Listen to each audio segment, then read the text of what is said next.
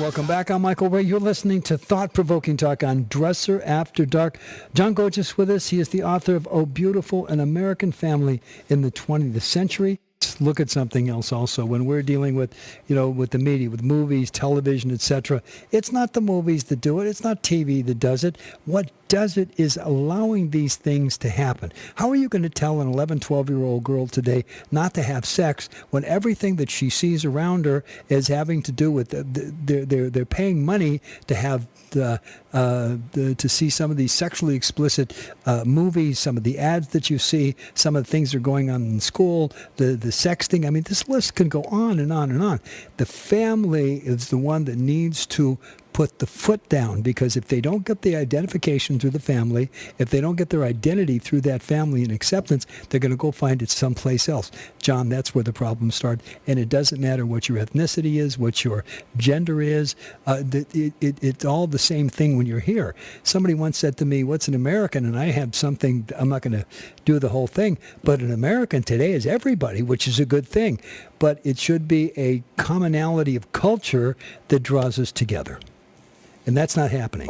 I agree with a lot of what you said right there. If we're talking about the difficulty of rearing children in this day and age on difficult subjects, sure, sex, drugs, all of the dangers that teenagers and tweens and other children can become involved in today and can be exposed to at very early ages, the most promising solution or strategy that I have been aware of is parent training.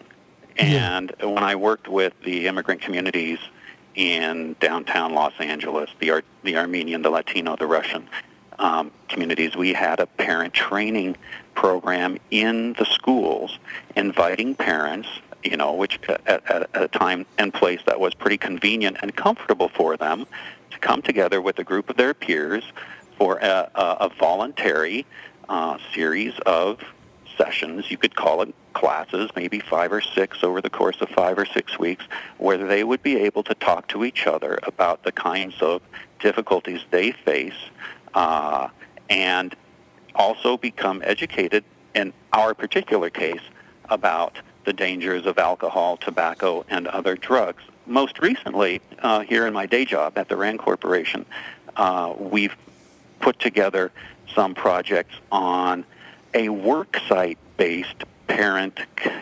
communication workshop, and there have been some very promising results as a result of these, once again, conveniently situated opportunities for parents at their work sites to learn some communication skills that can help them overcome some very common barriers in addressing uncomfortable topics with their adolescent children. And as a result of these communications training workshops for parents, the dynamic has been changed between parents and adolescents at a very formative and critical time of their lives, so that even after 6 months' time, for example, the level of communication between the parent and the parents and the children has been much higher than it otherwise has been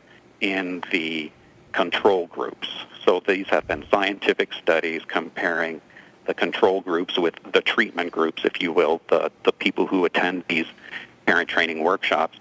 And there has been statistically significant levels of improvement and in prevention of sexually transmitted diseases. Okay, there's a couple of things with that. One, I think one of the biggest problems that we have is when, quote unquote, I believe in parent training and communication. I'm on your side of the table across the board there. But it's the sensitivity training. I think that in and itself has gone way overboard. You said what I think you said your parents came here in 1938. I was born 4 years after that. So I've seen a transition in this country from I was born in the early 40s, and I've seen it in the 40s, the 50s, the 60s, all the way through. I've watched it. Now, I happen to be Jewish, and I remember when I was growing up, my sister and I were the only Jewish kids in the entire school, and I I was brought up in Southern California, in the now famous Bell, California, where they pay the mayor, $1 million a year or whatever it is. Yeah. But Ding dong. yeah, but I remember these very same kids, and we still talk to each other. I was Mike the Kike, okay? It didn't matter. These are the same guys who would turn around and kill for me if there was, not literally, but if there was a problem. These were my friends. These were my family. These were the guys that I grew up with from 5th grade all the way through high school and et cetera until everybody went on their own merry way. There wasn't the sensitivity of, oh, no, I'm destroyed. I'm hurt. I've got to go see a counselor. We didn't have that in those days. And I think that there is an inner strength that has to come back. And I don't think the kids today are strong enough emotionally to be able to deal with everything that's there. So there's got to be that reinforcement, that strength, that they know that, number one, they're loved, and words are not going to mean a whole lot to them. They're going to go about their life and make something of it. I don't know, Michael. I'm not an expert on cultural sensitivity training. Yeah. So I can't really argue strongly one way or another. But there was an aphorism that I heard a few years ago. Sticks and stones may break my bones, but words will never hurt my spirit. Oh, obviously, will hurt my spirit. See, that's where it stops.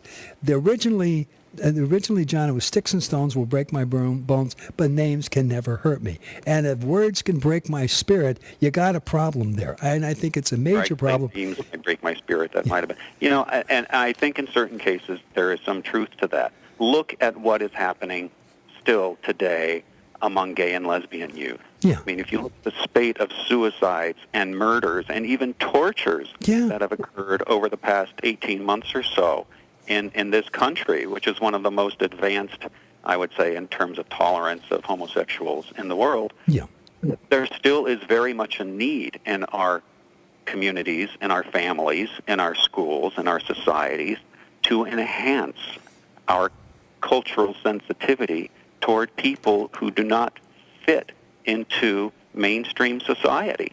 So I would have to argue that there definitely is a need for some kind of sensitivity training in these kinds of cases. Okay, now, but when you talk about sensitivity training, okay, it's learning it, it's understanding it, and as a kid is going to make fun of it and do whatever they're going to do. I don't think that the grammar schools and the high schools and the junior high schools are the place to be teaching this. That has to happen at home. That has to happen outside. And the idea that if somebody happens to be homosexual, let them. It's their life. What they do behind the closed doors is their business. It has nothing to do with what's going on in the community. The sensitivity, etc., has gotten so strong that it's coming from the other side too. And there's where a lot of the problems come from. It's not just somebody making fun of somebody's sexuality or ethnicity or gender, etc. It's what's coming back from the other side. And what's coming back from the other side is peaking out right now. And I think what we're doing is we're clashing with symptoms instead of handling the problem that is. Just my own thoughts. Well, if everyone had a live and let live attitude the same way you do, then there wouldn't be a problem to begin with. But not everyone has that attitude. There's an awful lot of hostility and misdirected animosity out there, directed at easy targets. And you say it cannot happen in the school, it has to happen elsewhere, has to happen in the home. I don't think a lot of the time parents are equipped to overcome these kinds of cultural biases, prejudices, hostilities, animosities, brutalities. In fact, a lot of the time, particularly with respect to gay and lesbian children, parents can often be the primary culprits. They are not the ones who are going to solve that problem.